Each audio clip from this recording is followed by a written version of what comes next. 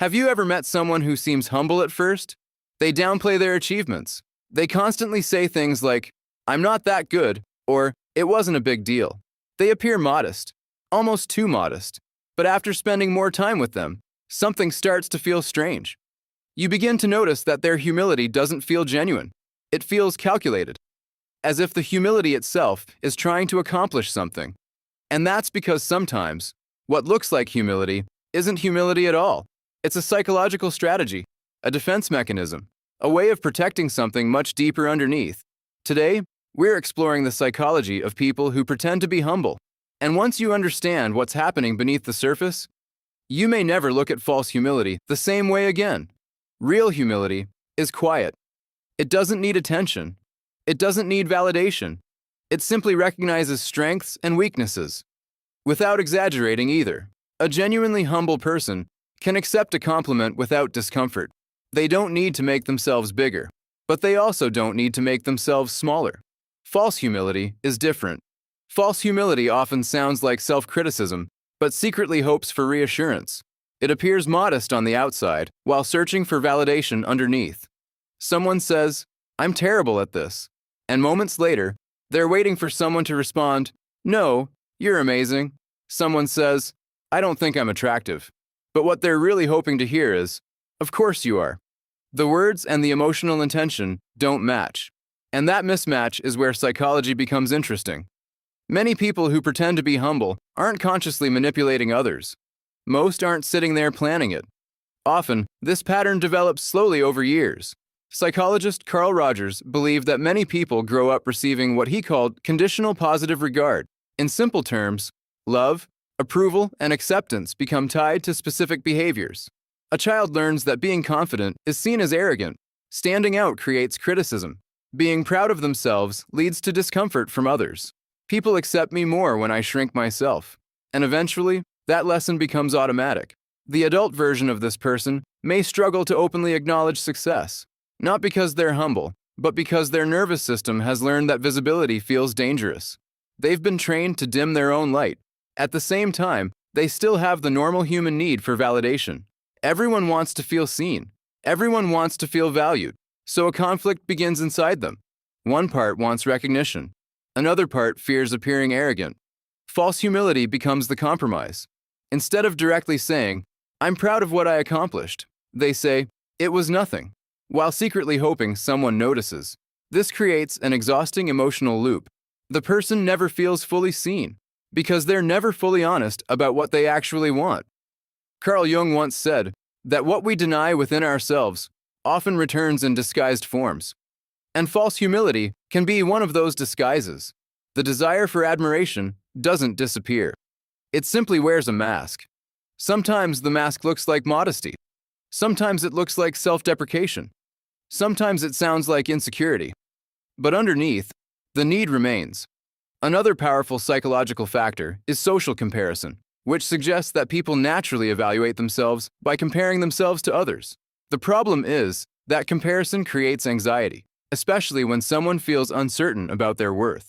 If they openly celebrate themselves, they risk judgment. If they completely hide themselves, they feel invisible.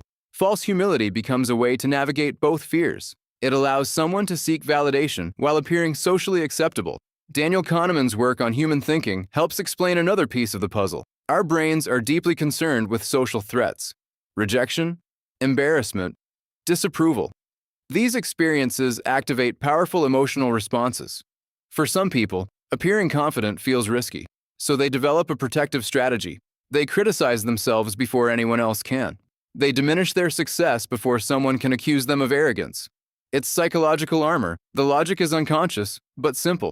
If I lower myself first, nobody can push me down.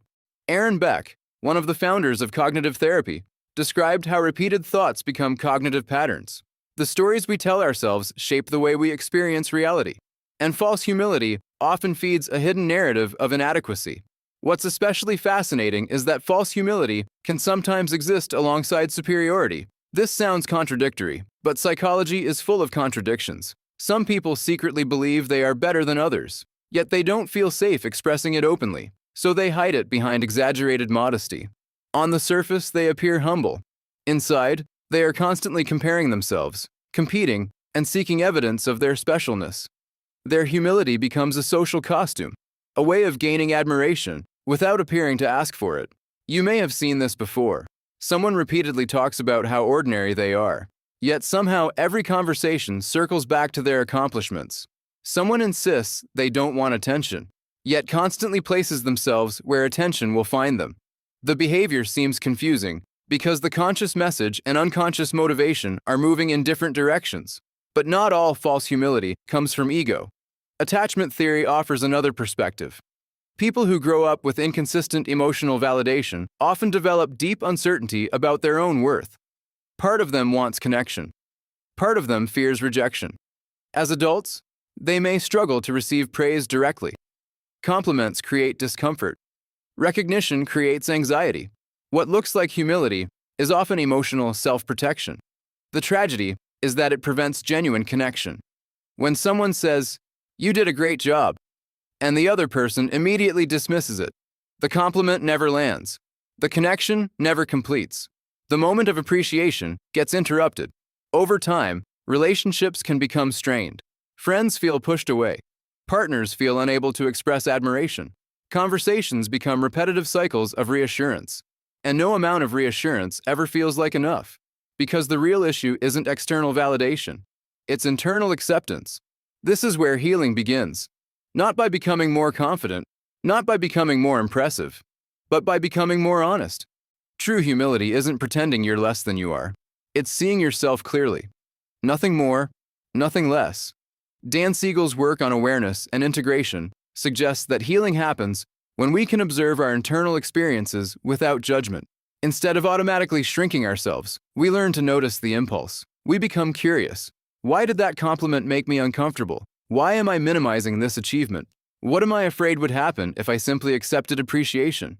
These questions reveal the deeper emotional patterns, and awareness begins loosening their grip. A healthy response to praise isn't arrogance. It's simple acknowledgement. Thank you, that's all. No performance, no shrinking, no exaggerated modesty, just presence. Because real confidence and real humility are not opposites. In fact, they often grow together. The most genuinely humble people usually don't need to prove how humble they are. They don't constantly announce it. They don't perform it. They don't build an identity around it. They simply know who they are. And because they know who they are, they don't need to hide. Maybe the deepest truth is this. People who pretend to be humble are often carrying a quiet fear. A fear of being judged.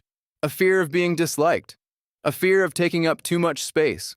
A fear that who they really are won't be accepted. And beneath all of those fears is a very human desire to be seen. If this video connected with you, comment which part felt most true.